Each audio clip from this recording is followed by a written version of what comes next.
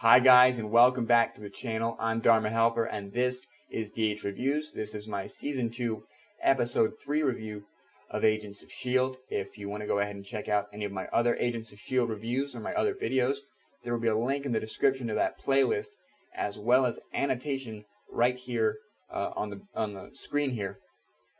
And I also put out my Gotham Season 1, Episode 3 review earlier this week, which I will put in the description of this video as well for you to click and check that out. Season 2, Episode 3 of Agents of S.H.I.E.L.D. was called Making Friends and Influencing People, and the main story was about the engineering student Donnie from the first season who got those frost powers. And we see an angrier Donnie this episode. We see how he's grown from that first season, and he's a little bit angrier, he's a little bit more isolated, but he's also able to control his powers a little bit more.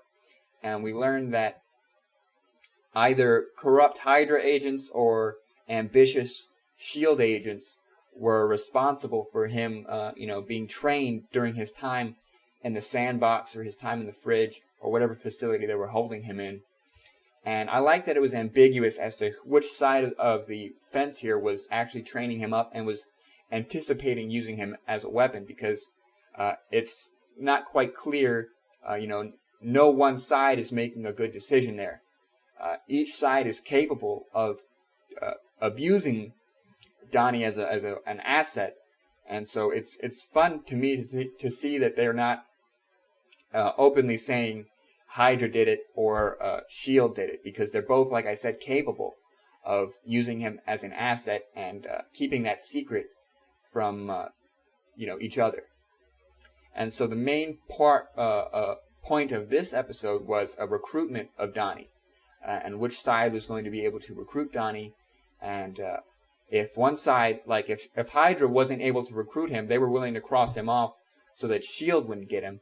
And then on that same token, S.H.I.E.L.D. was willing to cross him off as well if they weren't able to get him, and to prevent him from being put into Hydra's clutches. They were willing to cross him off and basically kill him. Both sides, like I said, are not making the best decisions here, and it's difficult to say which one is doing the right thing, because they're both, like I said, very capable and very willing to either kill him or recruit him, whichever one happens.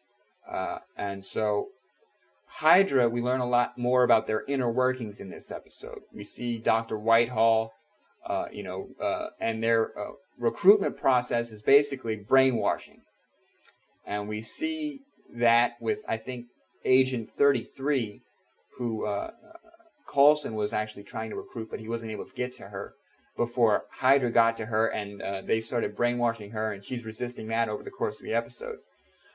We also see, of course, the big thing with Hydra in this episode was Simmons. And, they did that whole opening scene with her, waking up in the morning. She got the alarm clock, she's got the coffee, she's having a happy sunny day, and then it pans out and it reveals that she works at Hydra.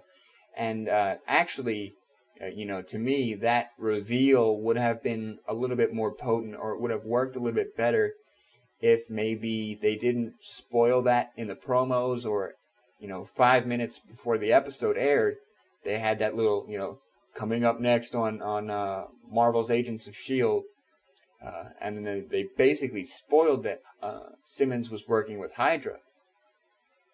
And like I said, it might have worked a little bit better if they had kept that under wraps and not spoiled that with the promo or with the little lead-in about a minute before the episode aired. But other than that, I like that she's working with Hydra and she's on an assignment. And we see in this episode that she's working very closely with Coulson to infiltrate Hydra. And again, we see a growth in a character from Season 1 to Season 2 that May talks about, because May and Skye have their concerns about whether or not Simmons is going to be able to maintain her cover. But, I think Simmons has grown a little bit more than we think in terms of Season 1 to Season 2. I think she's very capable, and she's going to be able to maintain her cover, hopefully, and she's going to be able to participate and to excel in the field here a little bit more than they give her credit for. So that's Hydra's end of things, and we see again that brainwashing scenario. And going back to, I think it was episode 1, where Creel is being calmed down by the Hydra guy. Initially, what I thought was just an innocent conversation, him, basically either threatening him or just having a conversation with him. That's actually sort of the brainwashing code words that they use for their agents. Comply. Everything is going to be easier if you comply. You know what is right. What is right is to comply. That sort of mantra is what they use to control their agents. And so it's going to be neat to kind of see that dynamic where we saw, Coulson is struggling to get agents on his side, and he's doing this recruitment drive. And then Hydra is basically just snatching people up left and right and brainwashing them. And Grant says that the brainwashing is not something that they do frequently, but it's something that they do. And I think now that Hydra is basically on the ropes like S.H.I.E.L.D. is, the brainwashing technique is going to be implemented more and more and more as we move along here. And, one other thing that I want to finish up here, touching up on Hydra this episode, Whitehall, the director of Hydra at this point, he has a line in the show, in the episode, where he says, S.H.I.E.L.D. is becoming a problem. We need to find out who's in charge. And I think that's a critical line that I'm not sure a lot of people are going to pick up on. But I picked up on it, and I thought to myself, Hydra is essentially in the same boat as S.H.I.E.L.D. They no longer have their Hydra sleeper agents. They no longer have the element of espionage and surprise that they had. So they're operating a little bit blind here, and they're working a little bit at a disadvantage to S.H.I.E.L.D. because now S.H.I.E.L.D. has Simmons infiltrating Hydra. And I think that's a point that a lot of people might miss, is that Hydra is not as powerful as they're posturing themselves out to be. And I thought that was very cool, and I thought that was an interesting addition to the episode, is a peek behind the curtain a little bit here, and a look at a Hydra that's not as intimidating or as powerful as they would allow themselves to be perceived to be as.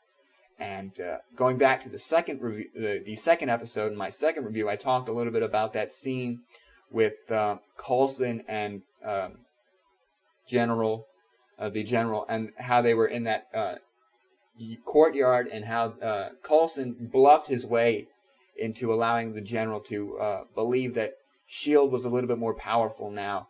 So again, to see that duality, that contrast between S.H.I.E.L.D.'s posturing and Hydra's posturing is a nice theme of this season, and how those two organizations are working at each other's odds, but also how very similar they are in terms of their makeup and in terms of their methods. And again, I want to see that explored over the course of this season here, is that dichotomy and that duality between the two organizations, S.H.I.E.L.D. and Hydra. Talking about S.H.I.E.L.D., we see the main thing with S.H.I.E.L.D. this episode, like I said, is Coulson's recruitment drive is failing, and he has to deal with that, and he's basically playing catch up here, like I said, because Hydra's got their whole thing where they're just not bothering with recruiting people. They're snatching them up off the street and hypnotizing them and brainwashing them. And Grant has a line that I think really fits well with that. In the episode, he says, S.H.I.E.L.D. is trying to figure out what's right and wrong, and Hydra's already taken a shot. And that really translates to the whole recruitment drive, where Coulson is really making an effort to find agents that are trustworthy and loyal, and while he's doing that and struggling to do that, Hydra is taking the shot and just snatching people up and brainwashing them and recruiting them that way. And we also see from S.H.I.E.L.D., and specifically from Coulson, this idea that his mantra from the first season of No More Secrets is a little bit harder to maintain than we thought.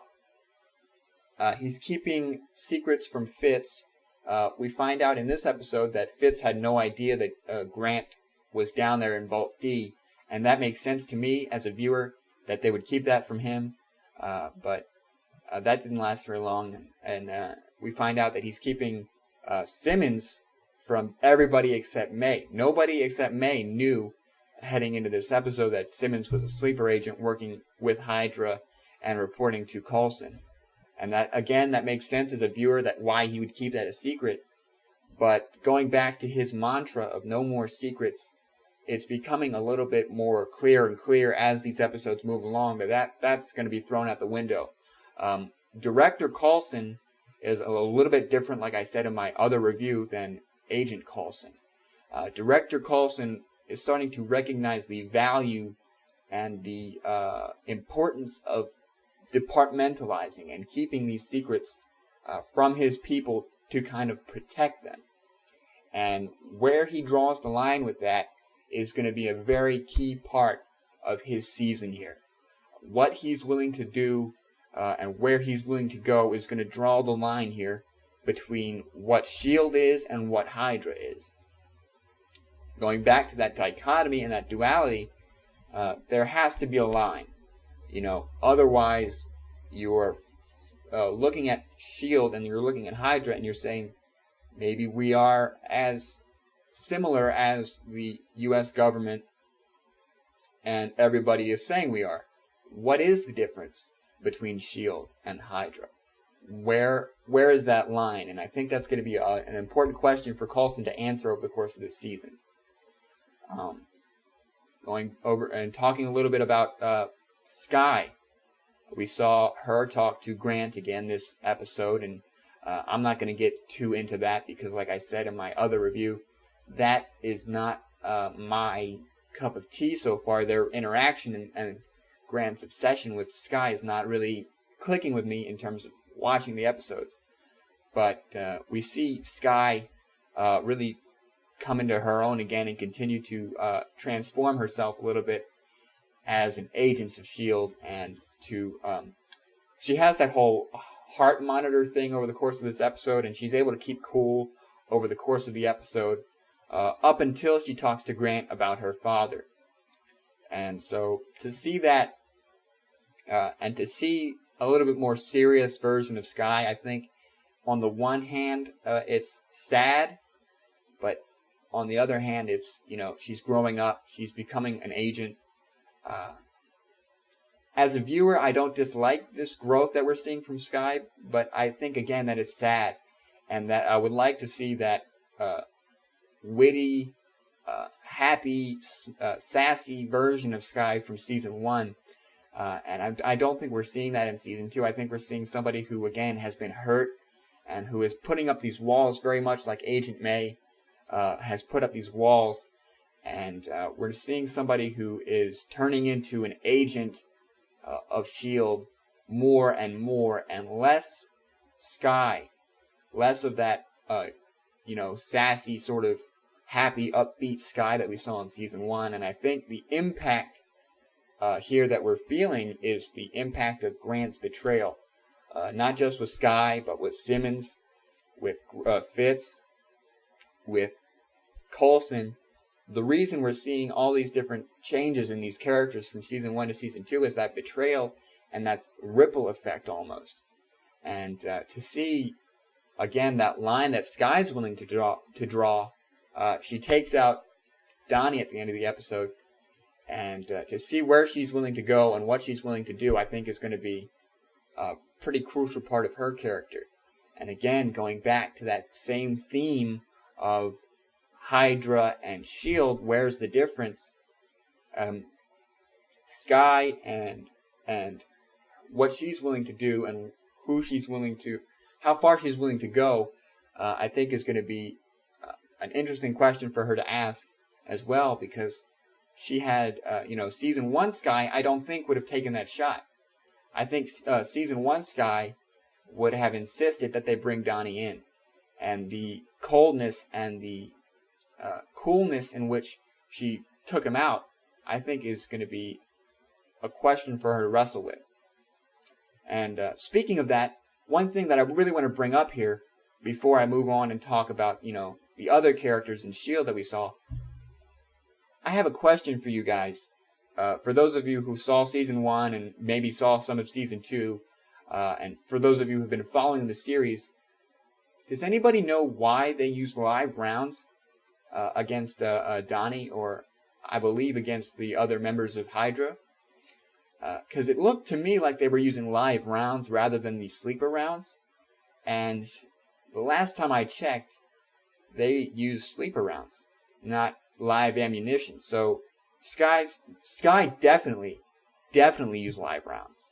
I don't recall seeing the blue flash on Donnie or anything like that. So Sky definitely tried to kill Donnie. And when he fell over and froze himself and all that stuff, he looked either dead or like he was trying to protect himself from dying. So Sky definitely tried to kill Donnie. And so my question to you guys is, where are the sleeper rounds? Are they just out of sleeper rounds? What happened with that? And that again goes back to the line that they're willing to cross now. The line scooting a little bit further and further away from the S.H.I.E.L.D. we saw in Season 1, where obviously they would either have brought Donnie in or used sleeper rounds or something along that effect. And now that they're using live ammunition and actually crossing people off, that line is scooting further and further away and becoming a little bit harder to see. So, again, that was something that I picked up that I was bothered by almost, and I felt like I had to bring up to you guys and get your opinion on that. But wrapping up my thoughts here on S.H.I.E.L.D., May, like I said, she was the only one who knew about Simmons, so seeing her continue to be Coulson's confidant and his guide a little bit here is going to be interesting and cool. And how she, because May to me again is somebody who follows orders and who is a good soldier, and so I think we need to see something else out of her this season, some line that she's not willing to cross again. But not much from her this episode, so my thoughts on her are going to be a little bit brief. Again, I think that her relationship with Sky is a little bit more developed this episode, but again, it's not noteworthy in terms of a new development, so we're going to move on to Fitz and Grant. And this was something that I talked about in my last review, how I wanted to see that Fitz and Grant confrontation, but I lied. I didn't want to see that. That was so sad. That was depressing. I mean, that really got to me right here in the heart. Wow. Fitz really is messed up, guys. Wow. That was rough to watch Fitz go through that. To see the sadness in Fitz and also that anger and the desire for revenge, it was really heartbreaking to see that. It was really rough to watch how far he's fallen and how angry he is about it, and just to see that struggle that he's trying to struggle to come back, but he's not quite able to do that, and that's heartbreaking and it's sad. And I hope that by the end of this season there's some resolution or there's some silver lining, that we see Fitz come back. Coulson and Fitz have a conversation where Coulson says, I see your progress and I see how you're able to contribute to the team, and I'm trying my best to keep you, on the team here, and I recognize that I'm keeping secrets from you, but I'm trying to protect you. So that he's seeing that progress, I think, is important, and I want to see more of that progress. And Mac is going to be somebody who helps him out with that. talking about Grant is somebody who, in that interaction with Fitz and Grant, I didn't get that resolution that I was hoping for in my last review when I talked about that confrontation. Grant, again, he doesn't get it. He doesn't understand. You can't see in Grant that he understands what he did. In his mind, he was trying to save Fitz and Simmons. In his mind, what he did to Fitz and Simmons was the best of the situation. But that's just not the case, man. You really screwed Fitz up. And he's not getting that. And he's, again, focused so much on Skye that it's almost like he doesn't see anything else. He's not as dilapidated or as, out of it as he was when we last saw him, but he's still obsessed and almost creepily obsessed with Skye, that he, again, doesn't understand the repercussions of what he did. Not only did he do that to Fitz and Simmons, but like I talked about in my predictions video, he did that to the agents of S.H.I.E.L.D. that were transporting Garrett.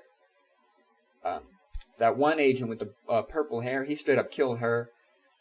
He did all these different terrible things, and he says in the episode that he wasn't brainwashed to do those things, that he did them for better or for worse by his own free will. And I'm not seeing the growth of his character that we're seeing in everybody else from season 1 to season 2, like I talked about. I'm not seeing that from Grant. All I'm seeing is the same old sort of obsession with Skye, and how he's not really understanding the gravity of what he did. And until we see that, I'm just not going to be enjoying Grant's character and his scenes along those lines. But that wraps up my thoughts on the Agents of S.H.I.E.L.D. for this episode. And so my general thoughts on the episode are, just going very briefly back to Grant. He has a scene with Skye in this episode where he talks about Skye's father, and it's the one time, like I said, where Skye's heart monitor jumps up.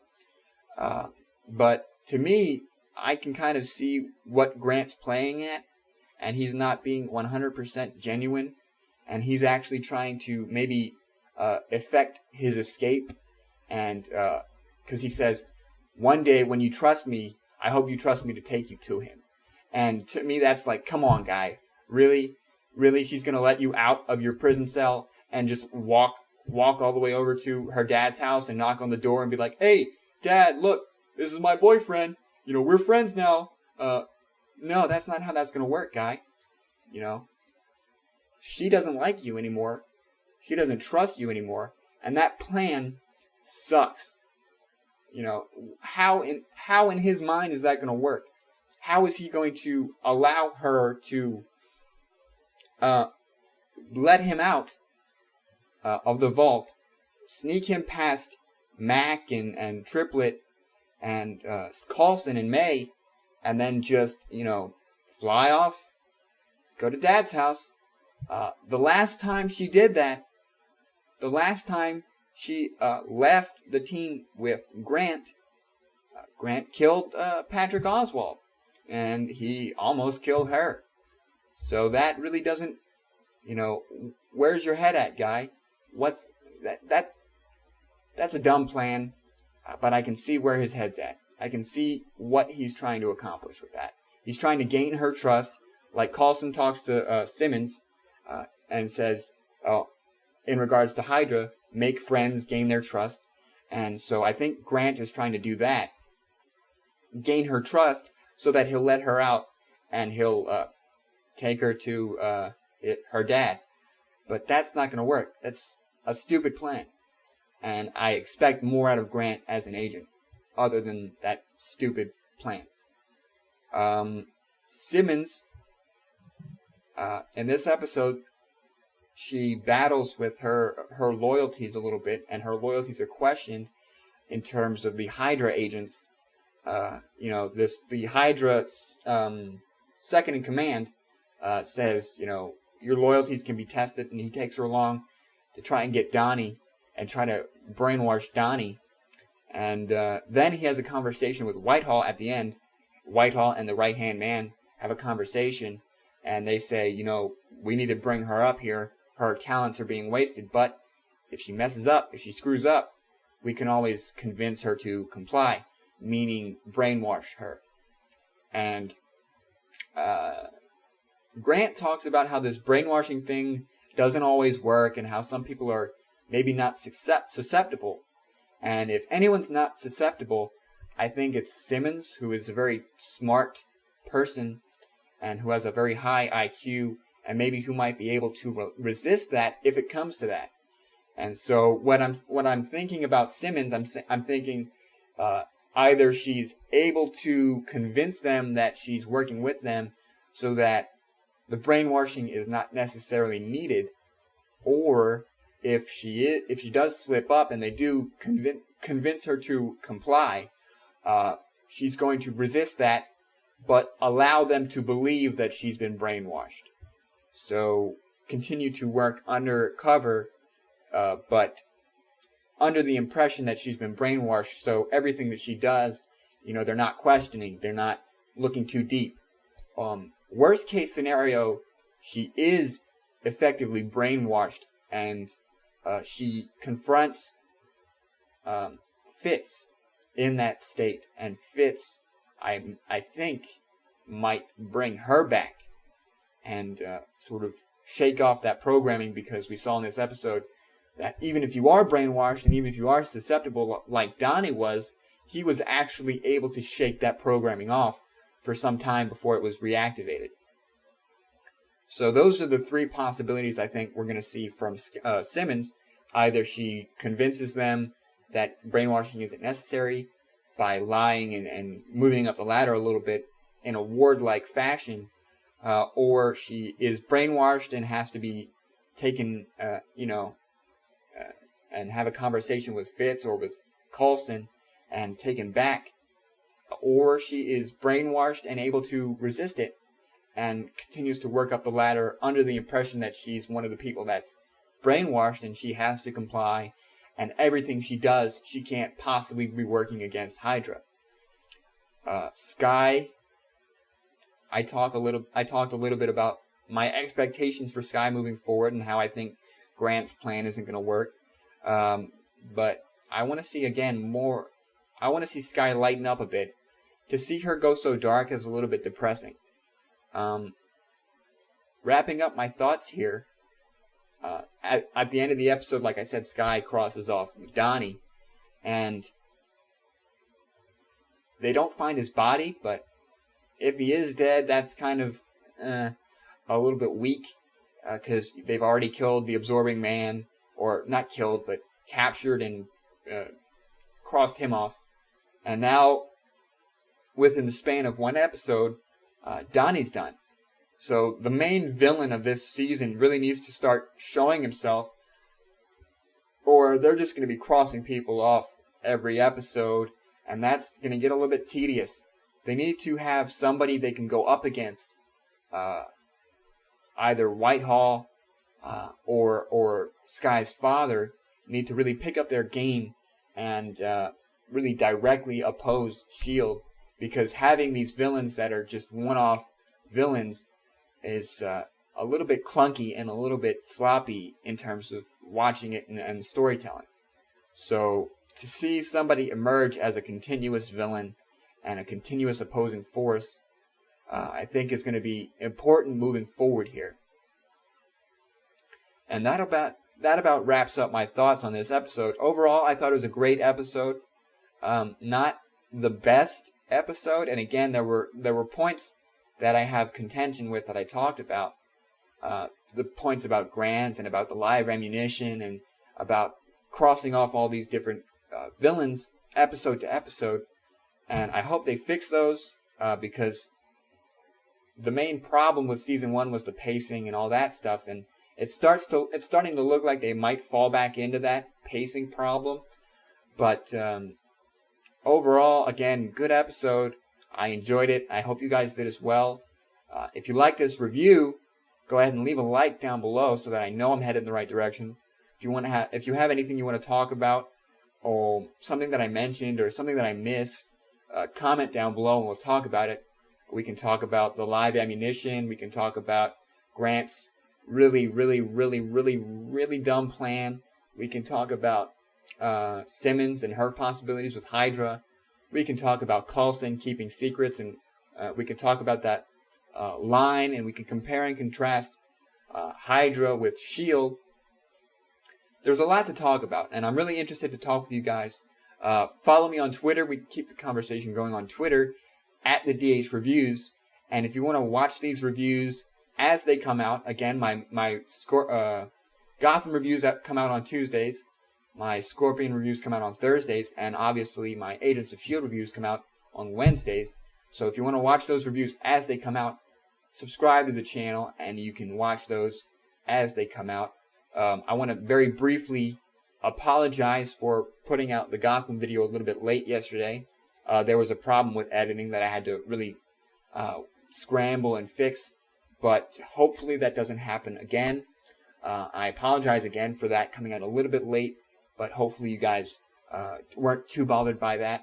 I want to thank you guys again for your support over these couple of weeks here as we start to get into our groove and start to come into our own as a channel. I'm really enjoying making these videos and watching you guys react to the videos and to the episodes. So thanks again for all the support that you've thrown behind these videos so far. Continue to support them. Continue to share these videos on Twitter, on Facebook, on Tumblr, wherever you got to get these videos out. With that said, thanks for watching. I've been Dharma Helper, and I will see you in the next video.